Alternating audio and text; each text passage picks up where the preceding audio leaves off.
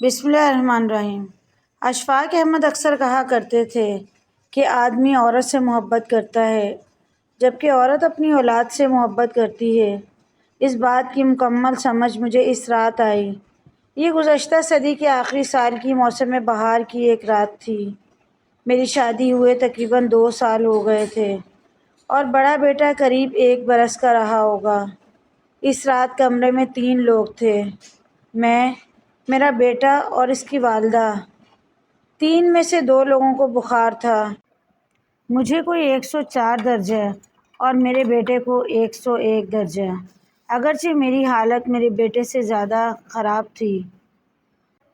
تاہم میں نے یہ محسوس کیا کہ جیسے کمرے میں صرف 2 ہی لوگ ہیں، میرا بیٹا اور اس کی والدہ۔ بری طرح نظر انداز کیے جانے کے احساس نے میرے خیالات کو زیر و زبر تو بہت کیا، لیکن ادراک کے گھوڑے دوڑانے پر عقدہ یہی کھلا کہ عورت نام ہے اس ہستی کا کہ جب اس کو ممتا ودیعت کر دی جاتی ہے تو اس کو پھر اپنی اولاد کے سوا کچھ دکھائی نہیں دیتا، حتیٰ کہ اپنا شوہر بھی، اور خاص طور پر جب اس کی اولاد کسی مشکل میں ہو۔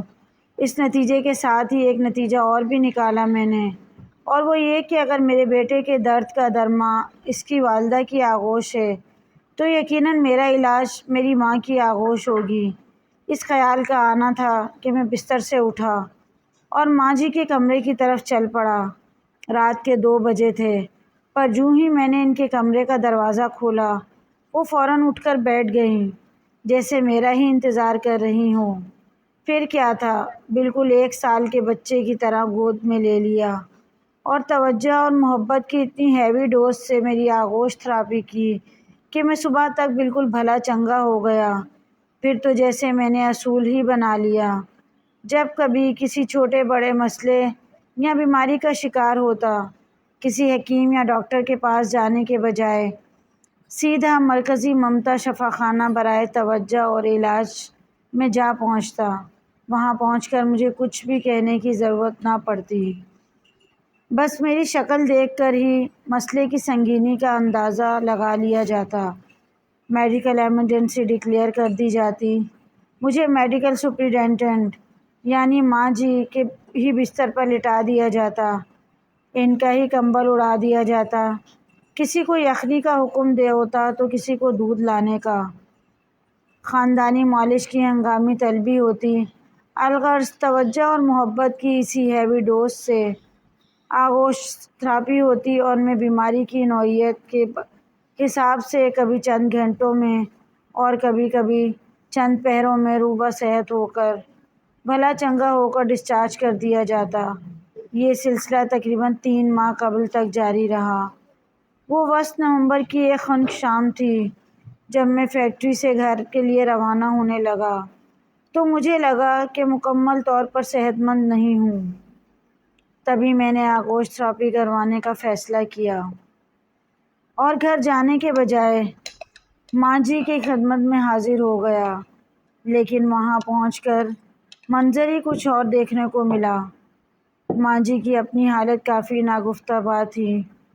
پچھلے کئی روز سے چل رہے پھیپھڑوں کے علاج کے عارضے کے باوجود بخار اور درد کے دور چل رہا تھا۔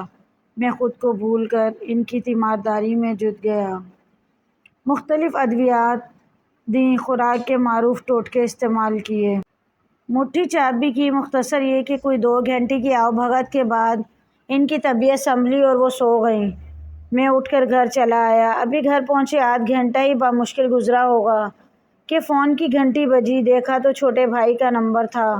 100 طرح کے واہمے ایک پل میں آ کر گزر گئے۔ جھٹ سے فون اٹھایا اور چھوٹتے ہی پوچھا، بھائی سب خیریت ہے نا؟